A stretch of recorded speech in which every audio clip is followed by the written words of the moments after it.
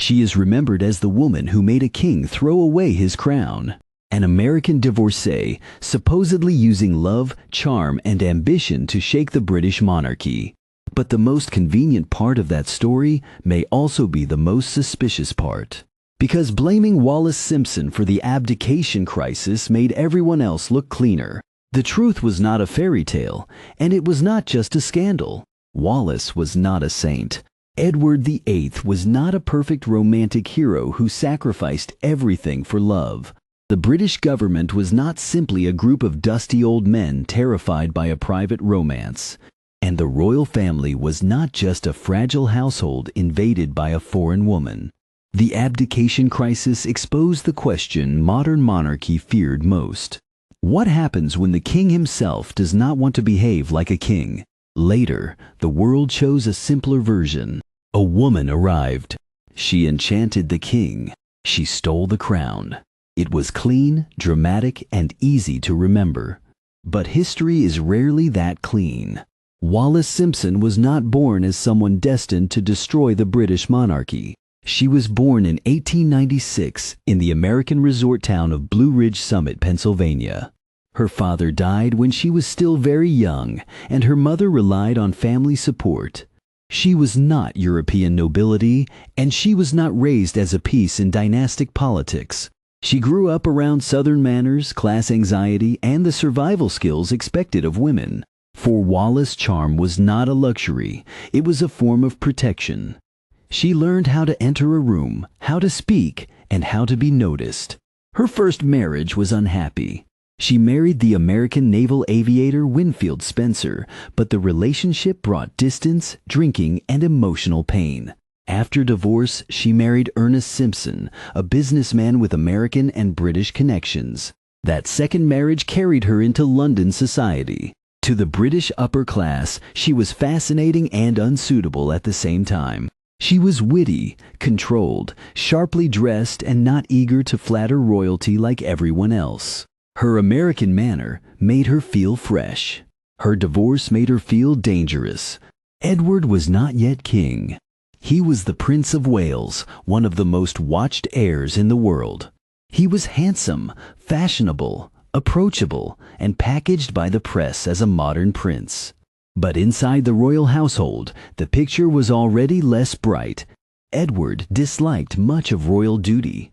He grew impatient with ceremony, paperwork, routine obligations, and constitutional limits. He enjoyed being adored, but he did not enjoy being disciplined by the institution. To the public, that informality looked like charm. To the government, it looked like a warning sign. A British monarch was not supposed to be a private celebrity. He had to be silent, restrained, stable, and guided by elected ministers. Edward often behaved as if the system should bend around his personal feelings. When he met Wallis, she did not create that problem. She acted more like a mirror, making the problem impossible to ignore. Their relationship first appeared inside elite social circles. At first it could be explained as a close friendship, but soon people around them realized this was different. Edward's dependence on Wallis became harder to miss. She was not only a lover, but a companion, advisor, and emotional anchor. He moved her toward the center of his life, even near the most sensitive royal spaces. That made people uneasy, not only because she was American, not only because she had already been married, but because she still had a husband and might become the most important person in the king's life. Today, that may sound like a private relationship problem. But in 1930s Britain, it touched the church, the government, the empire, and royal legitimacy. The British king was also supreme governor of the Church of England, and the church then opposed remarriage after divorce while a former spouse was still living. That meant Edward marrying Wallis would not be an ordinary royal wedding. It would become a constitutional crisis. The king's personal desire would collide directly with the state's public structure, and Wallis was placed right at the point of impact. In January 1936, George V died. Edward became King Edward VIII. This should have been the moment when he entered the heaviest responsibility of his life. Instead, he quickly convinced officials that he was not ready to be the monarch they needed. He showed little patience for official papers. He was not always careful about political boundaries. He wanted to use personal instinct in matters that required constitutional restraint. Prime Minister Stanley Baldwin and senior officials increasingly feared an undisciplined king. So the Wallis problem became larger. She was not simply an unsuitable partner. She became the visible symbol of every anxiety surrounding Edward. A divorced American woman standing beside an unstable king. The British press stayed mostly silent at first. Many ordinary Britons did not know how close the crisis had come. But American and European newspapers were already reporting the relationship. The British public was being protected inside a fragile kind of ignorance. That made the crisis even more dangerous. Because when the silence finally broke, the shock would arrive all at once. Edward did not want to hide the relationship forever. He wanted to marry Wallis. The government would not accept her as queen, nor would it accept that a morganatic marriage could easily solve the problem. Edward suggested he might remain king while Wallis did not become queen. Baldwin believed the governments and publics of the empire would not accept it. The issue was not just old-fashioned morality. The British monarchy worked through symbols. If the symbol became a permanent controversy, the monarch stopped being a center of stability. He became the political problem himself. Edward seemed to underestimate that. He understood the crisis as a personal choice. The government understood it as institutional survival. Wallis stood in the middle, yet history later made her the force behind it all. In reality, she did not always seem eager to become queen. As the crisis grew, her position became more isolated. She was pursued by newspapers, judged by society, and imagined as a greedy manipulator. Her actual wishes became harder to see. Evidence suggests that near the end she wanted Edward not to abdicate for her. But by then, events were no longer fully under her control. Edward had turned love into his principle, and the system could not keep a king who refused to compromise. In December 1936, he abdicated. In his broadcast, he said he could not carry the burden without the woman he loved. That sentence created a romantic myth that lasted for generations. But it also pushed responsibility toward Wallis. It sounded as if she had made him unable to be king. The messier truth was that Edward had already convinced many powerful people he was unfit.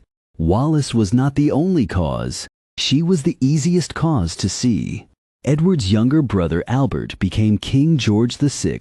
He was nervous, reluctant, and struggled with a stammer, yet became a wartime symbol of steadiness. That made the abdication story easier to package later. The bad king left, the reliable brother arrived, and the dangerous woman was removed. But real life did not become so neat. Edward and Wallis married and became the Duke and Duchess of Windsor. They did not receive the happy ending imagined by romantic legend, and they never fully escaped the shadow of politics. Edward's attitude toward Nazi Germany remains one of the darkest parts of his legacy. In 1937, he and Wallis visited Germany and met Adolf Hitler. That was not a minor footnote. It later strengthened the belief that Britain was fortunate he did not remain king. But this also requires caution. We cannot reverse Wallis's image by placing all of Edward's failures onto her. And we cannot criticize Edward by turning Wallis into an innocent angel. Their story matters because it shows how history builds a scapegoat. Wallis carried too many anxieties of her age. She was American in a world that still cared deeply about aristocratic blood. She was divorced in a system that demanded royal performances of moral purity. She was clever, sharp, and unbending, which made her easy to paint as controlling. She also enjoyed high society. She was not simply passive. Her private choices helped shape a public crisis. But saying she stole the crown turns institutional failure into a story about female temptation. That is how myth works. A myth does not have to be entirely false. It only has to remove complexity. It keeps the love, the scandal, the crown, and the woman. Then it removes the government, the church, the empire, the constitution, and the king's own flaws. What remains is a story people can consume quickly. A man gave up the throne for love. A woman made him choose. But if we ask a different question, the story changes. Not, why did she make him abdicate? But, why would a king rather abdicate than accept the limits of kingship? That question moves the focus back to Edward. Edward wanted the identity that came with the crown, but resisted the discipline that came with it. He wanted to be seen, liked, and understood. But monarchy required him to become a symbol, not a fully free individual. Wallis gave him a language for escaping that symbol. He could call it love, and in some sense, perhaps it was. But love does not explain everything. It also hides responsibility, temperament, political judgment, and institutional conflict. For the royal family, making Wallis the problem was convenient. If she was the problem, the institution remained healthy. If Edward himself was the problem, succession and royal judgment looked dangerous.